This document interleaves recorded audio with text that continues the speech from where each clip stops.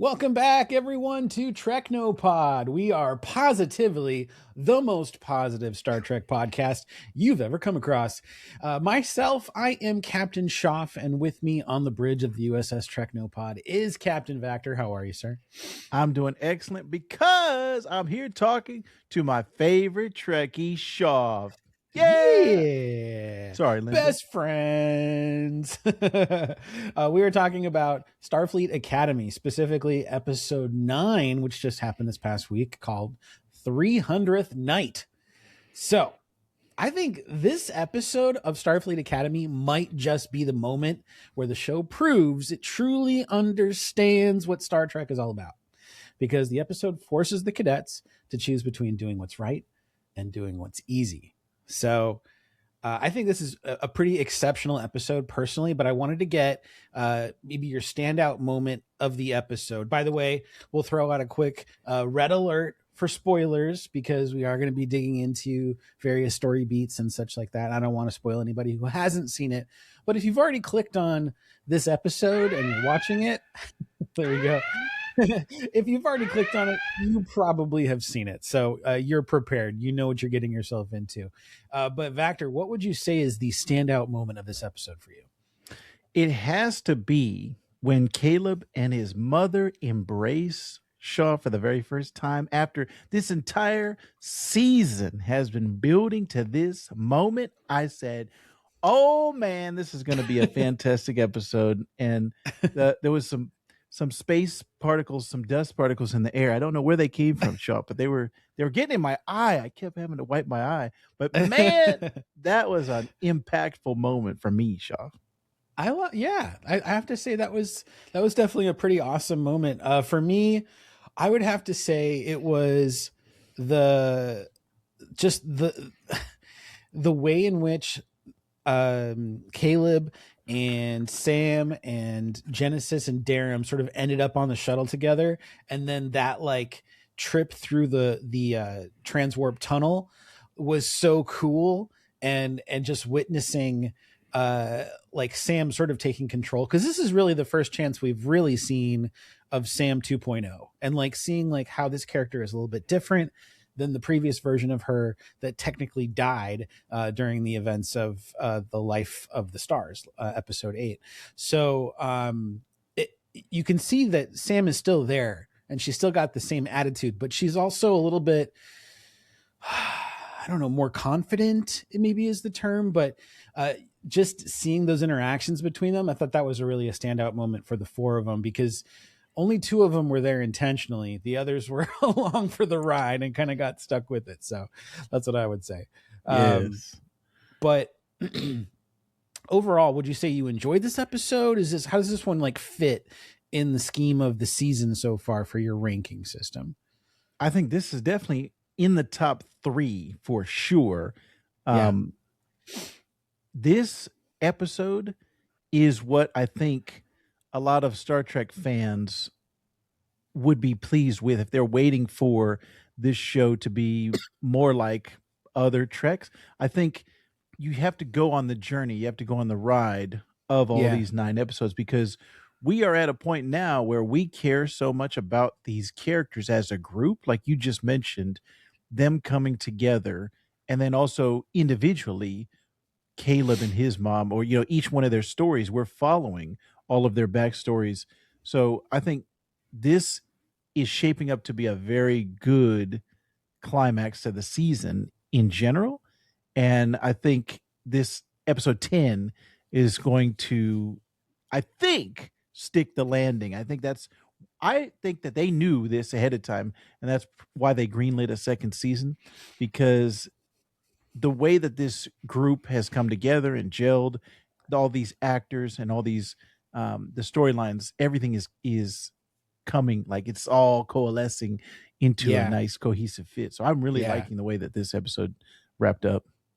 It's interesting, the structure of this season, for the most part. I mean, yes, it's followed them throughout their first year in Starfleet Academy, but it really accelerated towards this back half of the season. Like it felt like they were almost spending, like it was like episode 1 was a Monday and episode 2 is a Tuesday, and then it was like episode 5 is 6 months into the, ahead of time. And now I feel like they're at this breakneck pace and speed. But what's interesting is, as you and I both know, we've watched a lot of Star Trek seasons together. We've also just watched a lot of TV, and whatever is the penultimate episode of a season, that's usually where all the shit goes down. And usually the season finale is not really the big episode. That's sort of just the resolution to everything that went down in episode 9, or whatever the episode that precedes the season finale would be. And in this case, it's very much a cliffhanger where we're only getting half the action that's going to be present in the finale. So this is a really exciting 2-parter that we're going to kind of get our hands on. So I really think they raised the stakes. They're heading into the finale. It's going to be a lot of fun. We've got 2 major storylines this episode. We've got the A storyline, which is going to be the foursome, Caleb, Genesis, Sam, and Derem. And then I'm adding in Caleb's mom, Anisha, towards the end when they travel to Ukek. And then you've got the B storyline with Nala Ake, Reno, the Doctor, Tarima, and Jaden, who have smuggled themselves on board the Athena when they should have been on Beta Z. And these 2 storylines are happening kind of concurrently. And I think it's a really, great approach, because very quickly we're going to have these storylines coalescing into just one. I mean, and then I think the storyline is going to be where the A storyline will be all of them on the Athena, and the B storyline is going to be what's happening on Beta Z and what the Federation is doing in this scenario, because there is a turning point towards the end of this episode that really kind of, I guess, realizes Nus Braka's plan. And I wanted to get your thoughts on this, because we knew that he stole some really sensitive, dangerous, experimental tech from the starbase during the events of the Miyazaki situation. So I want to talk to you about that, get your thoughts on, I don't know, just what you thought of the stealing of the Omega device and making the mines and sort of trapping the Federation in their own space. I thought that was all brilliant. And anytime a character is like 10 steps ahead, that always intrigues me. I'm always like, oh man, like when Sherlock Holmes is like, he's figured it out way before anyone else. Anytime another character is able to be playing 4D chess and they're like, I'm already 3 moves ahead of you. You don't even know it. So when the plans came together, when everything was like, oh, like this was his goal. Like he already knew what was going to happen. I was like, oh man, this is what I'm loving this character more and more.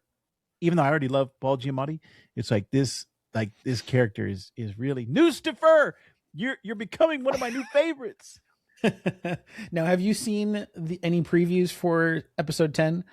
They've been playing them on social media today, and I did happen to catch one. So yeah, I haven't seen anything yet. Are we in for it? Did it capture your attention? Did it like? Oh yeah. You? Oh okay. Yeah, yes, definitely. Yes. Yeah, and nice. Newstifer is back, baby. He's back. Man. I mean, if they're able to bookend the season with like him in that first episode and then him in the final, like if they're able to make this whole arc come together, I will be very proud of what they've done in this first season. Yeah, structurally, they've really done a solid job this season of, giving us, because when you have somebody like Paul Giamatti, like you couldn't have him in every episode. It has to be properly sprinkled throughout. And I think like the way that they're approaching this is for the best. One notable missing person in this episode, and has been missing for the past couple episodes, is Laura Thok. And I was like kind of bummed because it really felt like she should be kind of involved in all of this. She's, so much, so like the warrior, right? Like she's kind of she's got the mentality for all of this. But I realized that the reason why she's not being included as much in this season is probably just budgetary constraints. That to feature her in full makeup takes a long time, costs a lot of money, and I'm sure that they have to like be careful on how many times they show her. And so when they don't show her, they still can show her partner Reno, And so when you get Jet Reno on there, I mean, I love Tig Notaro. So she's fantastic. I loved her on Discovery. Ever since like she was added to the Discovery crew, the show was just that much like exponentially better because she's so good at what she does. And so I really love that she's featured pretty heavily in this episode and is part of like the bridge crew. We also see that the Athena has the capacity for being an automated bridge crew, which is pretty dang cool. To kind of see that in the future as well.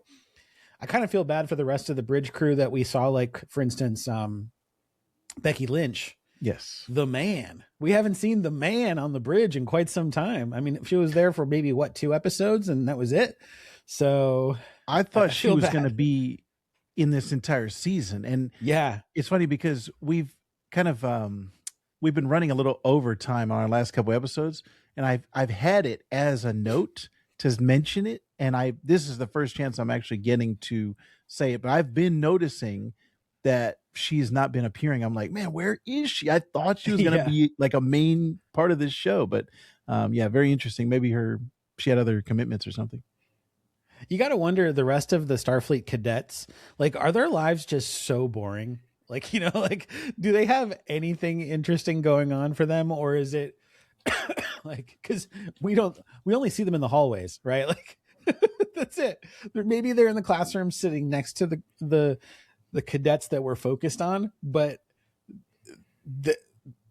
I kind of would have thought we would have seen other cadets come in by name, and like every now and again we get those interactions, kind of like we got with Cadet Pickford, who is like the scared one, right? We haven't seen her again. We haven't seen the Romulan War College cadet, and like her best friend was killed in the Miyazaki incident, and we haven't seen really much of the War College at all since then. So, you know, I was just like, I feel like we're missing out on so many like background characters that help sort of fill in the scene and make it feel like it's not so secular, so focused, you know. But I will say that this episode for me, there were some standout character moments, and it's taken me to episode 9, but I feel like I finally like and appreciate what Derem brings to the group. This episode really kind of showcased Darren in a couple different ways. Derem was funny in the beginning because he lacks the enzymes. He lacks a lot of enzymes. His interaction with Genesis was so funny. He's like, yeah, we lack these enzymes. She's like, but I thought you guys lack the enzymes for bananas. He's like, we lack a lot of enzymes. Okay. Genesis. He said her name, Genesis. Like, it was so good. And then he proceeds to, he's so drunk and he's like laying down basically in the shuttle. And then the shuttle finally lands and he pukes up glitter again, which has just been this running joke. And when it first happened, I thought to myself, oh man, that's kind of corny. But now this time around, I'm like, oh, you know, that's actually pretty funny. Because then he says to him, he's like, oh, and I got it on all over my trousers. So funny to me. Oh my gosh. So like he was a big standout for me. And then Sam was also a big standout for me because she had some great dialogue in this episode. There was a long thing that she said to Caleb when Caleb was like, you can't be here. You know, you got to get out of this shuttle. And she's like, how are you going to do this? You need me. You're smart. I'm smarter. Said the whole interaction, which is great. But when they're about to land on UKEC, and she says, and I wrote the line down because I laughed so hard at it. She said, you're all young and healthy. You can stand to have your lives a little less supported right now, which is like when they had to figure out, like, what are we going to reroute power from? Like, we can't do shields. We can't do whatever. Like, what about life support? And I thought about that I'm like, you know what? That's so true. They never reroute from life support. God forbid they have to like hold their breath for a moment, you know? Yes. So I thought that was really clever. I don't know. Were there any standout character moments for you or characters that maybe you saw in a new light this time around? Not necessarily a new light, but to pick on or to pick up what you're saying about Derem, I did not like the way that he was treating people in the first couple episodes, and that was intentional. He was almost like, and Linda said it in one of our previous episodes, the bully of the group, and Right. he was the one. Also him and Caleb were both. I was like, man, these guys, they're giving each other the middle finger, and they're like, the energy just feels bad to me. I didn't feel like I was in on the joke, like I was in with them. It felt like, hey, I'm getting picked on. So I didn't like that first couple episodes, but this is how I would like him to be. Of he's the protector of the group and he's fighting for them. And also, like you said, the comedy relief of him being drunk and the glitter vomit. So I was like, man, this is what I would have liked to have seen him this way the entire season, the entire Yeah. first season. And then the other moment that really stood out to me was the Sam hug when Caleb was going down the line trying to snipe everybody. And then before he could get to her, she just gave him a hug. I was like, that says everything about her character. And Yes. without even uttering a word, that was powerful writing right there. Like that, you knew who she was, you knew what she stands for, and we've been with her on this journey. So it's like we know the what effect she has on all the other cadets. So that like, was my and she also said, my she standout. said it right to him. She was like, "You're full of shit." Like Yeah. she recognized, like he's saying all these things just to get them out of there, to try to protect them. Like, you don't want to be a part of this right now. This is dangerous. You guys need to go. And the only way he can think to do it is to basically like character assassinate all of them.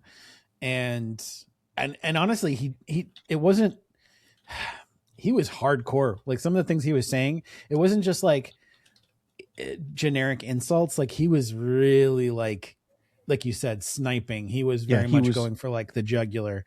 And I loved how Derem was he was sticking up for Jaden in a big way, because he was like, And I love that.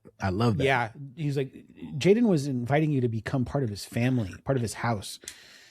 And he's like, yeah, it was just some stupid ritual. And Derem was like, not to him. Like the way he's delivered that line was so powerful. It proved like that regardless of the bullying that this like defense mechanism that he does to push people away, he really does care. And he really like wants to, defend the honor of people that he cares about. So that was really great. That was really, really great. Do you think that, so this is the end of the year, so technically they finished their first year of Starfleet Academy. Do you think that they're all on track and ready to be like Starfleet officers? Who do you think is the most ready to be a Starfleet officer? Probably Genesis, I think. Yeah. Because of like, she's not a brown noser, but like you could tell she's the one who's getting A's in all of her classes. Like she's ready to become an officer. Everyone else is just like, they're there, they have their own lanes, but she's the one, because I think she wants to be a captain, wants to be a commander.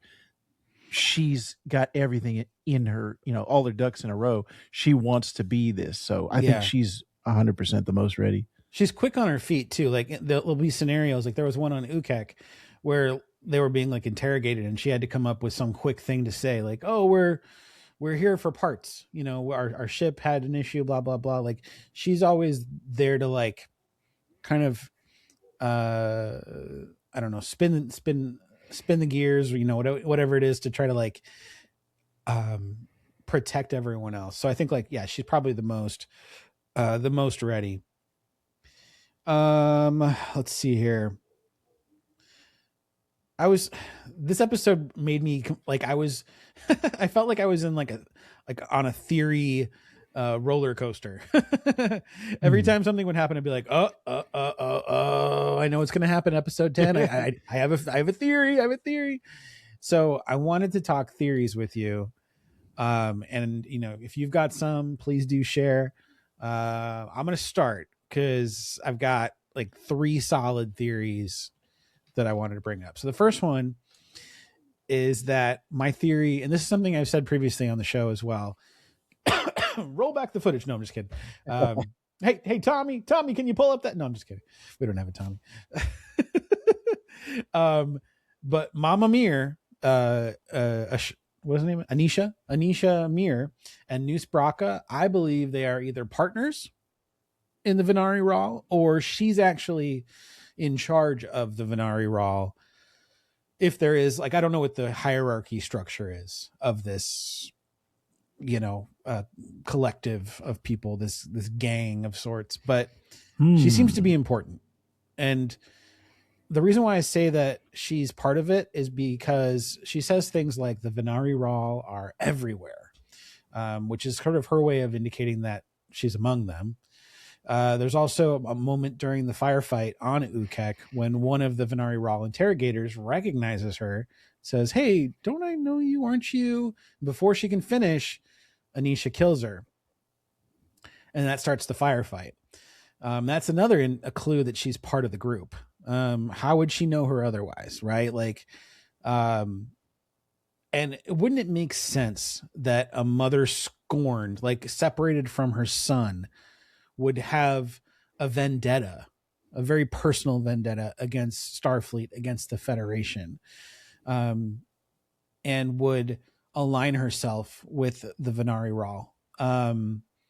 When Nus Braka says to Caleb, that something happened to her after the prison break on whatever the name of that moon was or something, I think what happened to her is that she aligned herself with the Venari Raw. There's just a lot of, you can just see it. Tatiana Maslany, I think she's a great actress. I don't think she's giving it 100% in this show, but I do think that there's definitely more to it than this. It's not just a simple Nus Braka is the bad guy. Like, I think it's a partnership or something is going on in that realm. So that's one of my theories. What do you think about that? That would make sense. And there was one, like the way that she had described the timeline of, I served, I forgot what it was, 14 years, and then I've got 10, I had 10 left, and then he came to me. That could be her, like she's giving you half the truth there. Right. And then it's going to be a reveal. Oh yeah. And when he came to me, then I was, I became a soldier in his army or whatever. So yeah, that does make a lot of sense. I kind of wish she had more room to breathe, because I feel like we got her in that opening scene and then we hadn't seen her again until right now. And so I feel like she's kind of cramped in her, like how much she can give to this show. I wonder if she's revealed to be a villain, do they then just, all right, we brought her back. All right, now we're taking her out again. Either she goes back to jail or she dies.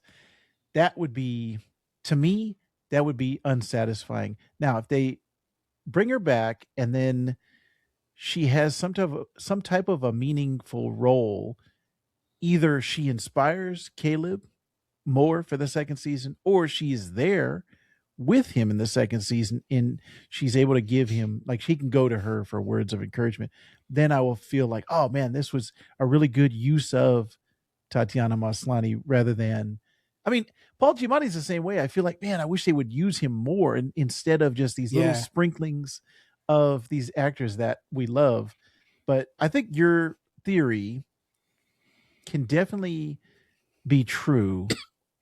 It's not out of the realm of possibility. That wasn't what I was thinking when I was watching it, but I can see that, like, it doesn't seem out of the ordinary to me. So yeah, that'll be interesting one to keep an eye on. Yeah. Also, like she goes through around Ukek, which is Venari Raw like territory theoretically, but she's wearing like the mask. And if she's part of Venari Raw, she would need the mask. It's like who is she hiding from, right? Like especially in a place like that, she doesn't need the mask. But I think she was wearing it so that the Venari Raw didn't recognize her, because they would blow her cover around Caleb. So it's like that that's the reason for the mask in that sense. Now, another theory I have is, so part of Nus Braka's plan is to basically isolate the Federation within its own box. They've got Omega 47 mines all the way around Federation space, basically preventing anybody from getting out of Federation space or anybody getting into Federation space. There is one ship that exists in Starfleet that operates under a type of drive that does not use it's not warp drive. It uses the mycelial network, and that is the USS Discovery. So I believe that it is a great opportunity, because we've been hearing about the Discovery throughout this whole season.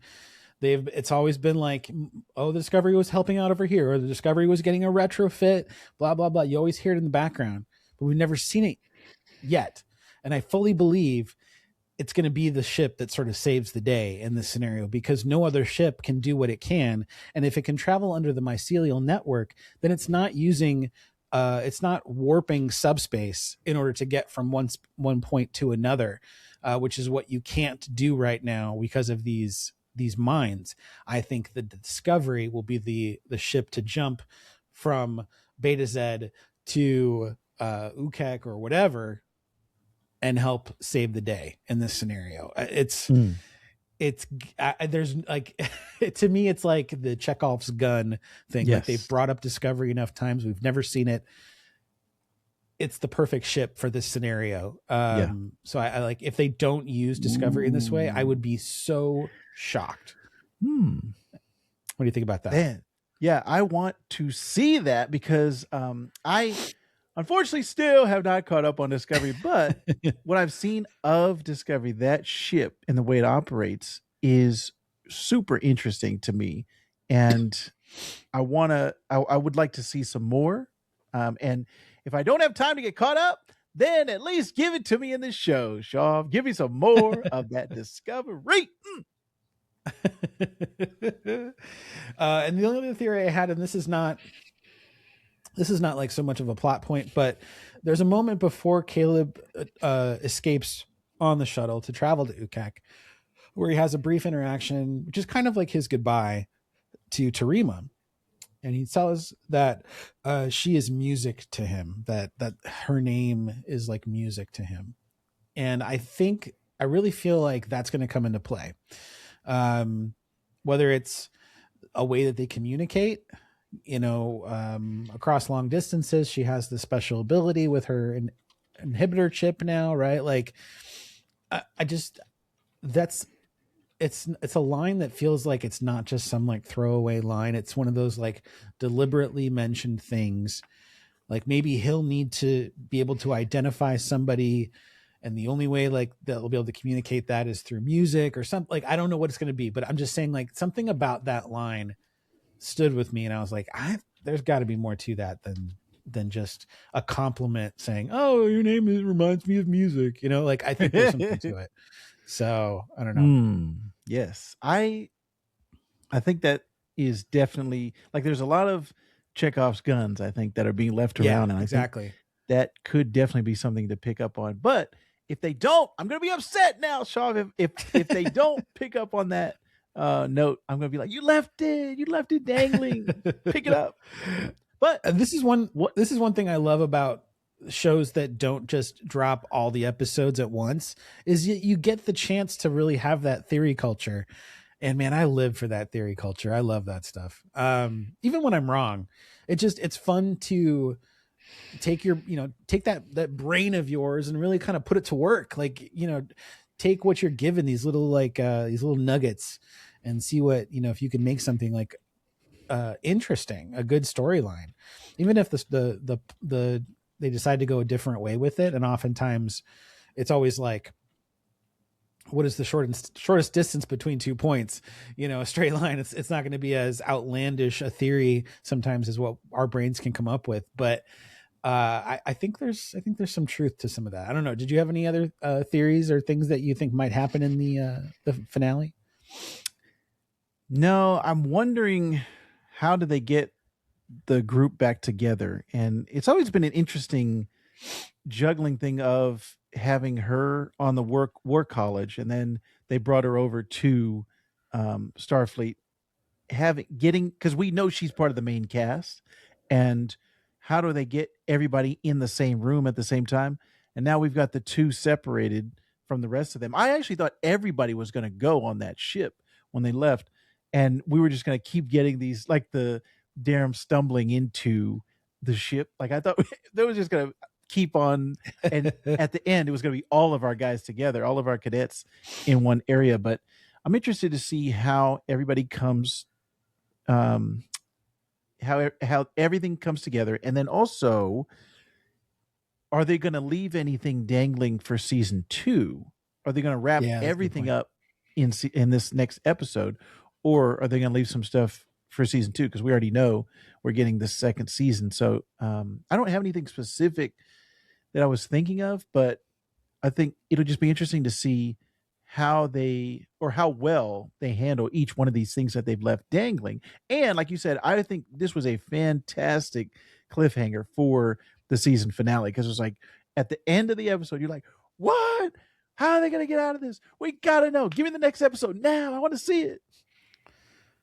Yeah. Yeah. What makes me sad is that because this is a season finale, because we've had the villain Nus Braka this season, it's very unlikely he comes out of this season alive. Like, very unlikely. And that to me is a major bummer, because he's such a fun character to have around.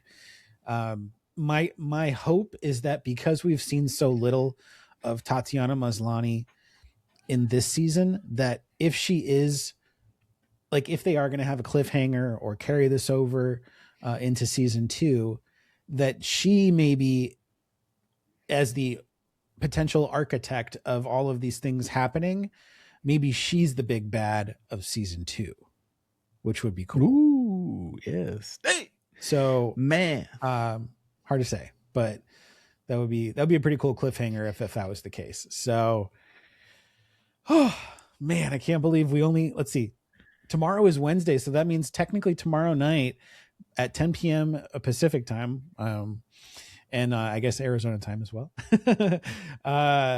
The episode will be available to watch, and I will absolutely be online watching it at that time. oh man, and I can't believe that the season will be over. Man, that's gonna be sad. and then But we're that gonna just go. means that we'll be back to our Discovery rewatch. Ooh-wee. That's right, finishing season 1 and continuing onward. Enterprise. You said Discovery. Enterprise. Oh, sorry. Yes, Enterprise. Yes. That's what I meant to say. Thank you. I was still thinking about my theory. With that in mind, any final thoughts before we close out? Again, this was a fantastic cliffhanger episode, the perfect one to set us up for the finale of this first season. And I think if they stick the landing in this next episode, this first season, I think, is going to be looked back upon as a very good episode of season of Star Trek television. Gosh, I hope so. It's had so much opposition, and it none of it was earned. None of it was earned. So even Jonathan Frakes went on social media. He was like, I don't get why people are so mad at this show. It's like, it's a good show. It's creating the future of Trek. Like, you guys need to like lay off. So anyways, I thought, as a nice way to close out the episode, maybe you and me, and Captain Linda in spirit, we could recite the Klingon chant that it will essentially make us part of House Krah, part of Jaden's it means Klingon something to house. me, Shoff. Now, I don't have any bowl of blood wine or whatever for us to drink, but I figured we could still try and say the words. I'll say them first, because let me tell you, when I was putting together this agenda, the amount of times I had to replay this scene to try and phonetically spell out what they were saying in Klingon, it took a lot of tries. So to our friend of the show, Kareem DNA, who plays Jaden on Starfleet Academy, I hope we did you justice here, because we certainly tried. So without further ado, shush, jish, Bah Cho. That's what I have to say about that. Are we saying Back it to your together? turn. No, you guys say it now. It's Or your just turn. me? Okay. Shush, shush. Jeez, bug show. Shush, hush, please. That's like a Klingon in the library. Shush. Oh man. Well, we hope you all have a great rest of your day. Cannot wait for the season finale of Starfleet Academy, which will premiere technically on Thursday, but tomorrow night for those that want to stay up late. With that, we will give our favorite Linda. Linda, what would it be, like a call sign or a way? Sign off? Linda goodbye, our favorite Linda goodbye, Yes. which is live long and prosper.